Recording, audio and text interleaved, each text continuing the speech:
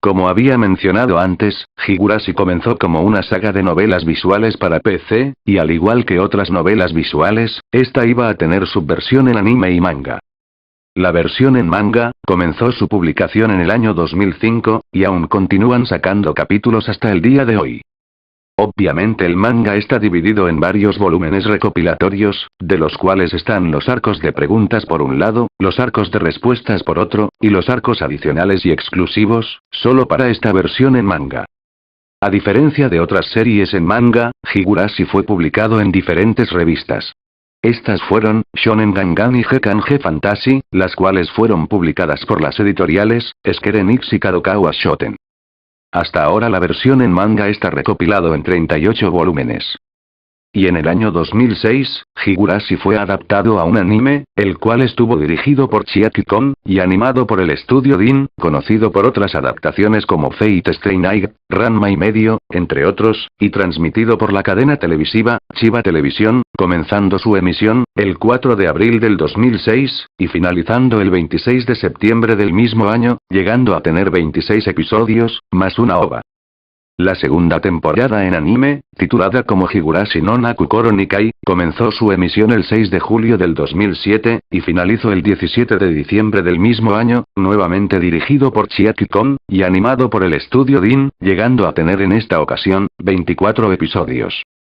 Y 2 años más tarde, en 2009, Higurashi no Nakukoro ni Rei, comienza su emisión el 25 de febrero y finaliza el 21 de agosto del mismo año, en esta ocasión, fueron 5 OVAs.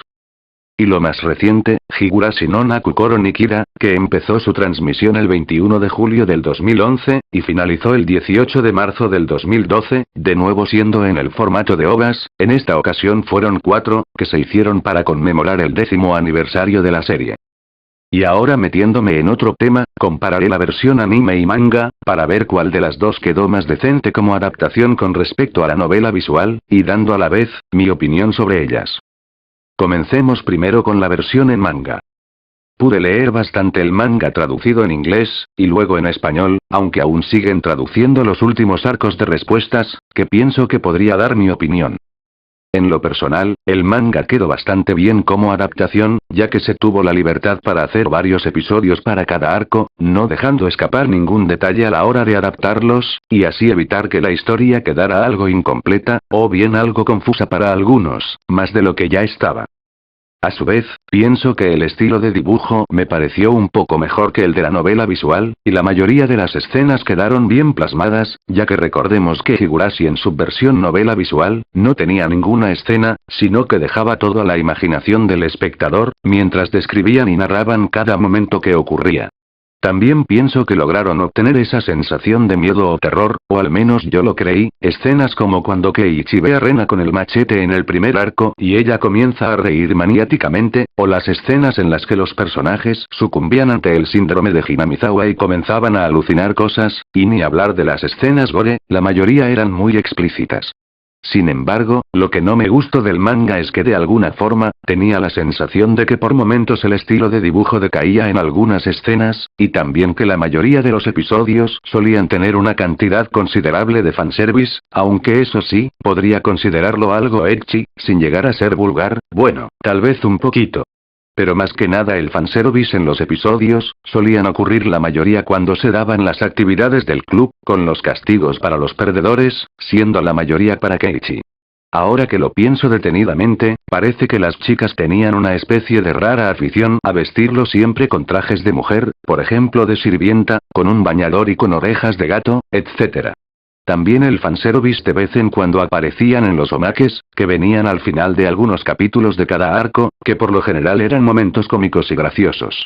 Entre otro contenido a tener en cuenta en esta adaptación, son 4 arcos exclusivos para el manga, los cuales son, Onisara Shigen, Yoigo Shigen, Utsutsukowa Shigen, y Kokoroiya Shigen, respectivamente.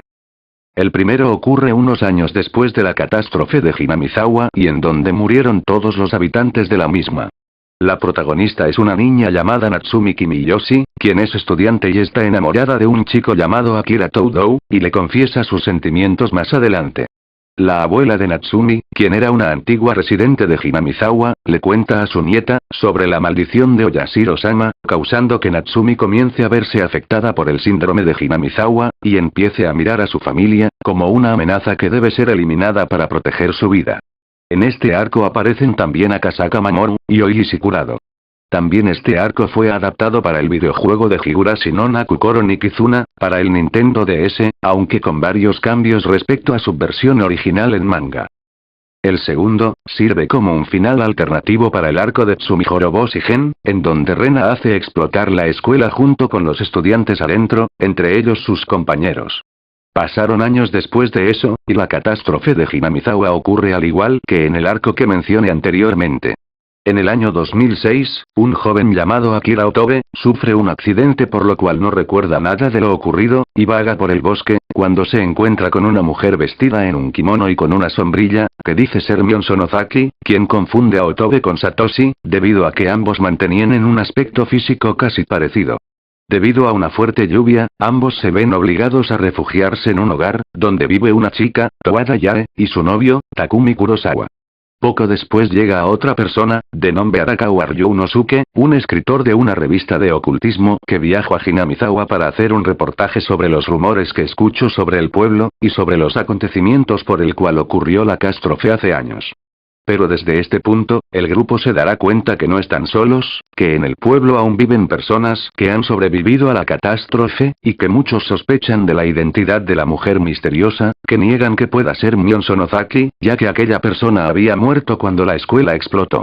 En este arco se puede notar varias escenas de acción y peleas, que me recuerda bastante a esas películas asiáticas, como Azumi, o aquella renombrada película, Kill Bill.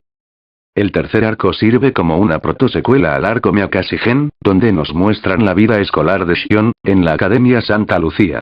La historia comienza cuando un día, el cuerpo de un profesor es hallado en la piscina, y la primera en descubrirlo, es una estudiante llamada Kosaka Mizuho, la cual es llamada por el director para informar sobre el hecho. Shion escucha rumores sobre la abuela de Mizuho quien está detrás de ella, por lo que Mizuho está tomando la escuela como refugio, y Shion ve una perfecta oportunidad para aprovecharse de ella. Lamentablemente este arco está incompleto, teniendo hasta ahora 3 capítulos, esperemos que pronto salgan nuevos episodios. Este manga fue serializado por Compase. Y el último arco, es el epílogo para el arco del Matsuribayashigen, donde Rika y los demás, junto con Hanyu, van a unas vacaciones de verano después de vivir las malas experiencias en Hinamizawa. Desgraciadamente este arco no ha sido traducido a inglés o español, por lo que solo se encuentra en japonés, así que no puedo decir mucho sobre este arco. Dejando el manga por un lado, concentrémonos ahora en la versión anime de esta serie. Yo fui una de las personas que cuando descubrió la existencia de Higurashi, comencé viendo primero su versión en anime, que me pareció buena, claro que esa opinión cambió cuando leí la novela visual. Pero vamos por partes. La primera temporada del anime, contenía los 4 arcos de preguntas, y los 2 primeros arcos de respuestas, todos estos resumidos en 26 capítulos. Cada arco en el anime, se ve reducido a solo 4 o 6 capítulos nada más, dejando como resultado, muchas dudas al aire al no poder meter todo el material que contenía la novela visual. Esto también provoca que la adaptación de los arcos, sufra cambios significativos para la trama, así como omitir ciertos detalles de la misma, y sobre todo los epílogos de los arcos, como también los poemas de Frederica Berncastel, que aparecían al principio de cada arco en la novela visual original, en el anime fueron omitidos, pero se conservaron en el manga. Si me dijeran cuál fue el arco que quedó mal adaptado en el anime, diría que fue el de Tatari Goroshigen, ya que a pesar de tener 5 capítulos, no les alcanzó para mostrar o colocar los detalles más importantes de ese arco. En el anime, omitieron lo que pasó después de que Keiichi fuera arrojado al río por Satoko, en donde descubre en su escuela, los cuerpos sin vida de las personas de Hinamizawa, que murieron a causa del denominado, Gran Catástrofe de Hinamizawa, que ocurrió entre los días 21 y 22 de junio de 1983, supuestamente provocada por una emisión de gases venenosos desde una fisura subterránea. El epílogo de este arco en el anime, fue también cortado, y lo único que nos pusieron fue una escena en la que se decía que Keiichi era el único sobreviviente de la catástrofe de Hinamizawa. Pero en realidad lo que pasa en el epílogo es lo siguiente. Tras ser rescatado y ubicado como el único sobreviviente del gran desastre de Anamizawa, Keiichi fue recluido en un hospital psiquiátrico debido a un intento de suicidio, pocos días después de la tragedia. Sin embargo, se presume que un miembro de la prensa amarillista logró entrevistarlo el 28 de noviembre de 1983. La entrevista fue grabada aunque nunca fue publicada. El supuesto periodista murió en un misterioso accidente en 1995, mientras que la cinta fue recuperada en 2003 por sus padres. Considerando la vigilancia que, en aquel entonces, se tenía sobre Keiichi, y la baja calidad de audio en la cinta, muchas dudas han surgido respecto a la autenticidad de esta entrevista. No obstante, la prueba permanece. Maebara Keiichi murió 2 días después, el 30 de noviembre, víctima de una fiebre severa. La entrevista pueden encontrarla en internet, recomiendo que la lean. Pasando a otro tema, el estilo de dibujo en la primera temporada del anime, no me gustó mucho que digamos, y en cuanto a la animación, diría que estuvo más o menos decente, salvo por una que otra deformidad en el aspecto de los personajes durante algunas escenas. Y otro detalle que pude notar, las escenas gore algunas parecían tener censura, ya que solían apartar la cámara cada vez que ocurría un asesinato, no llegando a ser tan explícito. La banda sonora fue compuesta por Kenji Kawai, y grabadas por Frontier Works, y la música del anime fue dividida en 2 discos. No tengo quejas de la banda sonora, me pareció excelente, ya que cada canción lograba ambientar muy bien los momentos que se presentaban a lo largo de la serie, ya fueran de tensión, comedia o acción.